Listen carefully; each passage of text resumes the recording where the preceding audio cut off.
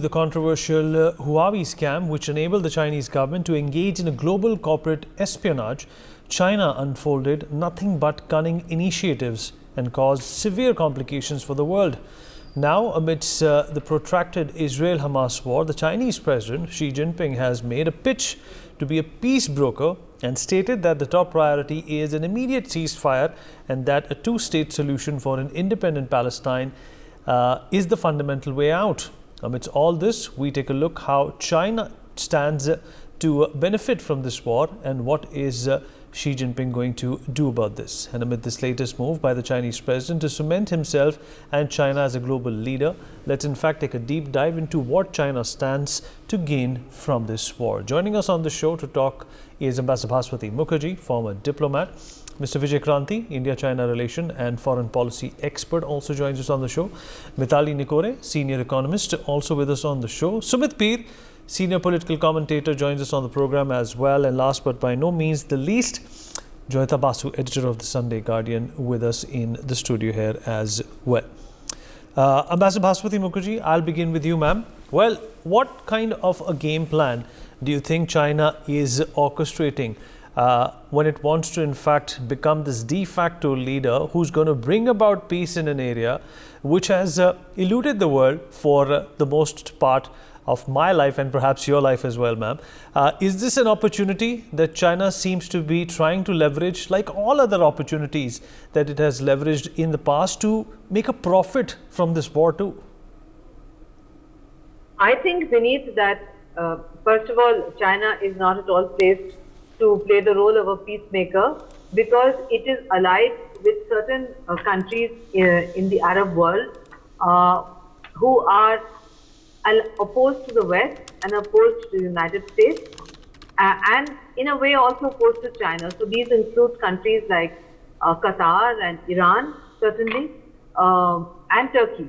More than that, the Chinese would actually prefer to have a prolongation of the conflict going on presently between Hamas and Israel because it would divert attention away from Ukraine. It would ensure that the limited supplies now of the West, military supplies, would have to be shared between Ukraine and Israel. And it would also divert the attention of the West and of India and of other countries from the Indo-Pacific. It would give China a free hand with Taiwan. So in fact, the Chinese, in my concept, have no interest in ending the conflict. As far as the two-state solution is concerned, that is also India's position. India has always said that a two-state solution is what is going to work and bring peace in the Middle East. What is important over here is that the Chinese have tried to play the Hamas card in the middle of a widening conflagration which threatens to drag in a whole number of players, not all of whom are suitable for an alliance with the Chinese. So the Chinese, in fact, in my perspective, are getting into very deep water. They would be much better advised to be circumspect, observe a certain amount of politically correct neutrality, condemn violence wherever it happens, talk about safety of civilians, talk about the Geneva Convention. In fact, take a position much closer to the kind of position that India has taken in public. So I don't see the Chinese benefiting at all beneath from these pronouncements. And it also is very much in line with the faltering BRI, where more and more countries have left BRI. And right now, from the entire European Union, only one country, that is Hungary, has gone for their so-called third BRI conference. It just shows the Chinese economy has a huge problem. China politically has an issue. China cannot position itself as a peacemaker at all because it has taken sides between Arabs in the Middle East. Forget about Israel versus Hamas. It has taken positions in the past between Arabs, between, let's say, Shias and Sunnis, etc. That does not position them in any way to be a good mediator. In my perspective, the best mediator would be a UN-sponsored peace conference, if that's at all possible. or friends of Israel and friends of Palestine to get together and hammer out first a ceasefire and then allow a situation by which humanitarian assistance can go inside the Gaza Strip, and the kind of terrible scenes that we are seeing also within Gaza can also be lightened and relieved. That, in my perspective, is a better way forward to bringing about some kind of All right. not solution, but some kind of an immediate relief to the people on both sides. Vineet. Right, and Joyita, bit of hypocrisy being displayed by China over there, a country that's talking about a two-state solution, a country that has segregated the Uyghur Muslims, has in fact inflicted a lot of persecution on them as well in the area of Xinjiang. How is this doublespeak likely to help China, if at all? Well, the thing is, you see, when you are looking at China, what is there in China says that that it does practices. Hypocrisy is the second name of China, is the other name of China. So whatever Xi Jinping says, it is basically hypocritical assessment, a pronouncement. But when you are looking at China, it thinks that it has become a very big geopolitical player. China thinks that when it comes to the Arab world, the Arab world is going to be one of its main strategic pillars. That China wants strategic pillars. Apart from that, China wants the US out of that region, out of West Asia, Gulf and all. So China is playing a game which is kind of what exactly China is doing at a time when Iran is poised against Israel, when Saudi Arabia and Israel were moving towards a rapprochement. What exactly China is doing is that China is trying to get Saudi Arabia and Iran together. So that is what, these are age old enmities that these countries have, but they are trying to get them together. But the thing is that how far it will work, we do not know, but China is trying about it. China wants, the problem with China is that whatever it does with the aim, it has a strategic goal to it. So the thing is, in the Middle East, when it is looking at the Middle East or West Asia, what it is looking at, it wants to, for example, this IMEC corridor that we are coming up with, the India, Middle East, Europe corridor. So this corridor China wants to be totally scuppered. Then there is this Haifa port which Indians have taken control of. Chinese, that particular area, the sea, there are lots of Chinese vessels over there, there is a lot of control over there. Now they were the ones who wanted this port Haifa, but the Indians ousted them, to, I would say, great relief to the Western world also, because they did not want China in that part of the world. So there are several games that China is playing with the sole intention of getting US out. Basically, China is trying to, the fault lines of West Asia that have existed for ages, China is trying to play along those fault lines and to ensure that all the countries that are opposed to Israel, basically they all kind of become a block, and the minute you are talking about Israel, it is also against the US, the Western, what China calls the Western hegemony. So what China itself wants to be the hegemon of that area, by the way, that is again another hypocrisy. So basically what China is doing is that China is trying to get all these countries together, and they are going to talk against Israel. So what happens is that, and you see, that is why we have been talking about, who are the main backers of the Hamas. Is it Iran, or is it Turkey, is it Qatar, or are there, sinister powers at play? And I am talking about China, because you see, when you are looking at that particular area, what are we witnessing? West Asia has gone back 10 years. To the time when they were talking about the great Satan and the little Satan, great Satan being the US and little Satan by being Israel. It seems West Asia is sliding back to those days. And who is it going to help? It is going to ultimately help China, because the greater the distrust of Israel, the greater the distrust of the West, where do these countries turn to? They turn to China. So you see, I mean, that is why we have been thinking in terms of, even though lots of people say, no, there is no Chinese hand in this whole thing, we don't know. We really don't know, because right now the only country that is at an advantageous position right now in that particular region with some influence basically in terms of bloc formation, which is also, it's only China. All right. Let me open Sumit Peer also into this conversation. Sumit, if you're there with us. Sumit Peer? All right. Sumit perhaps is not there with us. Mr. Krantik, I'll come to you, sir. So what's the game plan here? Why is China, taking, such a profound interest in this humanitarian crisis that's unfolding in Gaza, whereas the humanitarian crisis that they themselves have ignored in their own backyard is something that, they still continue to defend? See, on the one hand, China is trying to present itself a peacemaker. But when you see the first reaction about this fight between Israel and Hamas, China was outrightly against Israel and siding with Hamas. And now it's trying to show as if it wants peace, and so everybody is equal in China's eyes. I look at this game of China from yet another angle, which people are ignoring right now. If you go to history in 1949, 1950, 51, no, that was the time China was trying to expand its footprint.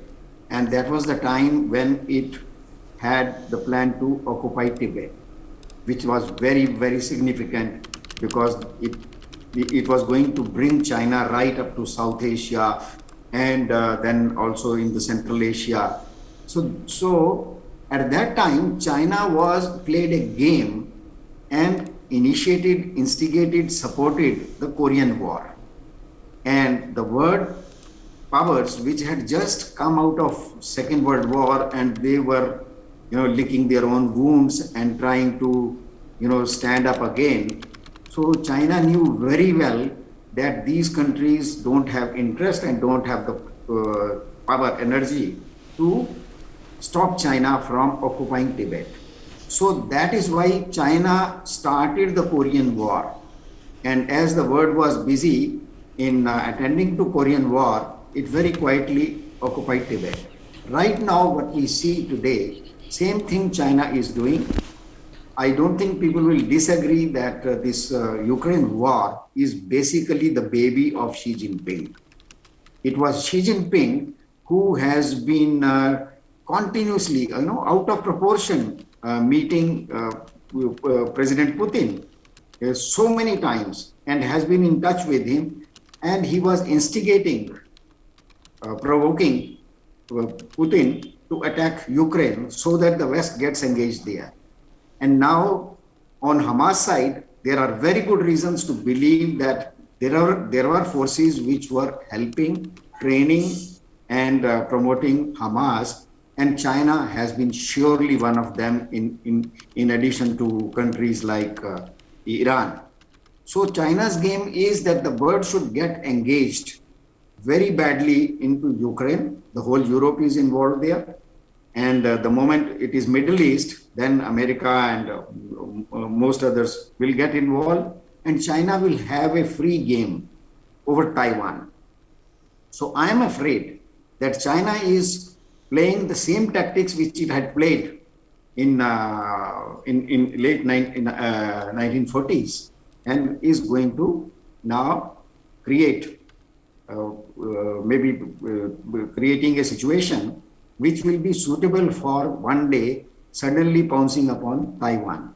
And I think the world should be quite wary of China about it, because Middle East crisis is something like an ongoing game, which is not going to stop and which is going to continue for ages. But if China gets a window when world is divided and the West is focused more on Israel and Ukraine, So then China will have a free hand over Taiwan. And that will be a very, very unfortunate situation, because then once China occupies Taiwan, then the entire South China Sea and the Southeast Asia will be totally, you will have to write off. Japan will be in very big trouble, Australia will be in trouble, and that will give China another upper hand in creating problems for India. So I think it is in the interest of the world to ensure that China does not succeed in these games. That's my take on it. All right, Sumit, how do you opine on what China is trying to do over here? Is this just a massive case of manipulation on behalf of China? Yet again. Sumit? Sumit, are you there with us? Sumit Peer? All right, let me rope in Mithali real quick. Mithali? All right, Sumit is back with us. Sumit, go on. Yeah, Vineet, what we are seeing is that China is trying to play a big game. You see, first of all, there is a very, very clear Chinese imprint on whatever is happening in the Middle East. First of all, if you could look at the pipes, Liang Steel Factory, Shandong Province, China. If you look at those paragliders Hamas was used, they are supplied from a factory in China. If you look at the involvement of North Korean arsenal, it goes back to China, because North Korea will not do anything without Chinese talks to them or Chinese directions to them. If you look at the RPGs, those rocket-propelled grenade launchers which jihadis were carrying in their hands, when there was a picture viral on the social media of they were carrying the body of a dead girl, though they have a North Korean market. If you look at the video released by Hamas of surface-to-air missiles, if you look at the structures of those surface-to-air missiles, it has a North Korean design in it. So China and North Korea playing the game. What does China want? China wants America to get divided. America is already divided because you have a war at Russia-Ukraine, now you have a war at Middle East. You have to fund both the wars, you have to supply arsenal to both the wars. And in all possibility, very soon, in Middle East, Americans would be directly involved. You see what happened the day before yesterday. Their embassy in Beirut was set to fire by American embassy. Embassies of UK, Germany, and France are attacked everywhere in the Middle East. Embassy of Israel in Beirut is set to fire. And in Turkey, we need the American air base is attacked by Turkish people. Now, America and Turkey are members of NATO. So in a NATO country, your own air base is attacked by the countrymen of your own people. So that is what the plight is. Now, if you look at the kind of arsenal they are moved in, if you look at even the third aircraft carrier moving in, if you look at B-52 bombers, where are they parked for the first time in history? If you look at those attack squadrons, if you look at the arsenal which America has been trying to move, and a very clear order from General Lloyd Austin to Pentagon, get ready for mobilization. There are more than 4,000 special forces already there. So America will participate here with men, machinery, and money. They're already caught with the Russia-Ukraine conflict. And so with all these things happening, what does China want? China wants the ammunition levels and the strike power of United States of America to go down. Why? Because there are two or three things. Two days back, suddenly Kim says that, okay, the American presence in Mediterranean is my security threat. I'm going to launch a nuclear missile to them. Imagine Armada in Mediterranean is a security threat to Kim in Southeast China, Southeast Asia.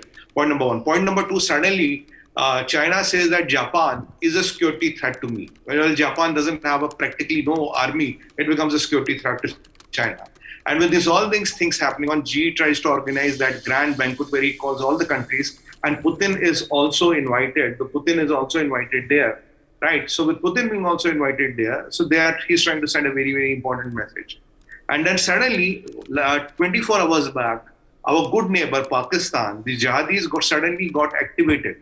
They have started, they've kind of broken the ceasefire with the sector in J&K where they injured over 2 BSF jawans, unprovoked firing by Pakistani Rangers. So if you look at the sequence of events, that is what China exactly wants. They want that when they get time to prepare for the invasion of Taiwan, or when the invasion of Taiwan happens, there is nobody who can come and save Taiwan. So it is the Chinese game plan.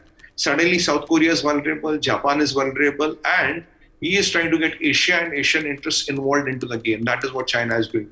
Kim will not act unless and until told by China.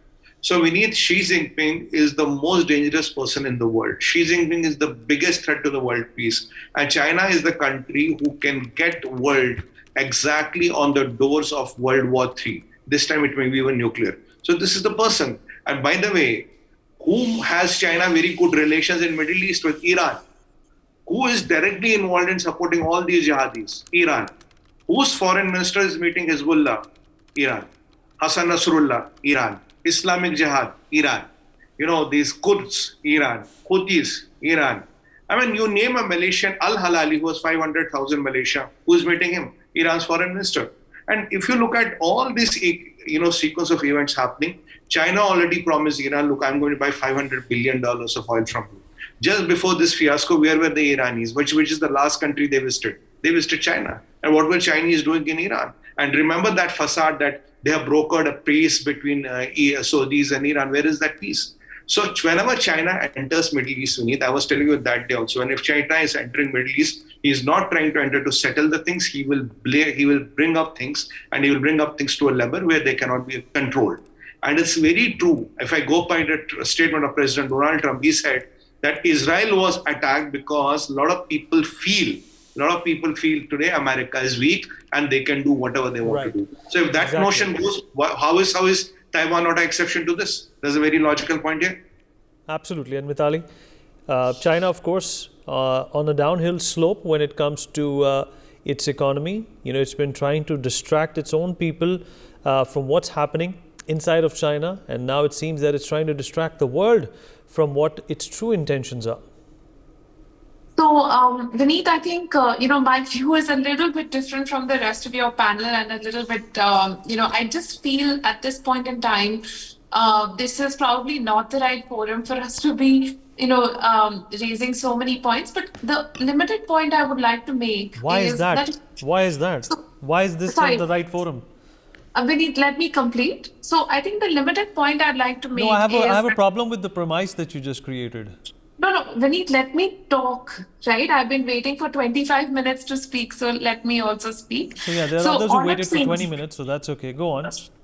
Yeah, but anyway, my point is that, Chinese interests are intricately connected with a lot of global value chains and, trade value chains across the world, as very rightly pointed out by many of the panelists, So it's actually definitely many of the points I agree with. It's just that I do feel that also peace is in China's interest as well, because a lot of the economic factors, which are driving down growth right now in China, a lot of, common Chinese who supported many years of the kind of non-democratic rule that we saw there may not actually, may start rising up. So they have to manage the domestic pressures as well. That what are the domestic pressures really that they're facing? And a lot of investment that has to come into China now, because the debt levels in China are increasing quite a lot. So, at this point in time, even they need to be able to attract foreign investment in order to mitigate their debt crisis. And, a lot of their investments and debt is tied up into emerging economies, into very small developing economies. And there's also the threat of climate change. Many of the economies that they've invested in are hugely exposed to the climate crisis. So, keeping all these factors in mind, I'm not fully disagreeing with any of the panelists, but my main point is that it's also in China's interest to continue trading with the world, to continue, their engagement with the world. And with that, there is a hope that they may mitigate their approach as well. I would like to make a counter statement on this. Go on, ma'am. I would just like to say that I broadly agree with what Mitali has said, in the sense that it's in nobody's interest, including China, to have World War III. On the other hand, right now, it is in China's short-term and medium-term interest to have turmoil created so that the attention of the Americans and the West are diverted from the Indo-Pacific, diverted from Taiwan, diverted from their intractable border issue with India. And in that context, it may be in their interest to see a prolongation of the kind of confusion prevailing right now between Israel and the Palestinians in the Gaza Strip. It may not be in their immediate interest to act as a peacemaker. That is why the point I was trying to make, on which I'm sure Mitali would have no difficulty. Yes, yes, absolutely agree, ma'am, that, it's actually the UN, which is in the right situation, right position. As you rightly said, having a Friends of Israel, Friends of Palestine kind of, body to actually be the mediator. I completely agree with you, ma'am. All right, okay. I thought I Joyita could- wants to come in now. Joyita, quickly, we've run out of time. Well, the fact of the matter is that let us not talk about the UN over here. It has been extremely partisan in this case. And useless. And basically useless. So let us not talk about that. I don't think that anything is going to happen about Friends of Israel and Friends of Palestine. I mean, the battle lines have been drawn too deep. And if you look at the chatter that is going on, we have gone, as I keep saying, West Asia has gone back 10 years. So let us be very careful. Let us hope that history is not repeated again. We remember 9/11, we remember what happened in Afghanistan and all. And I'm afraid we may be staring at that sort of a future. And when it comes to the UN, in this case, I don't think the UN can do anything or is willing to do anything. All right. Thank you, everyone, for being a part of this conversation. For more such videos, subscribe to the NewsX YouTube channel, hit the bell icon.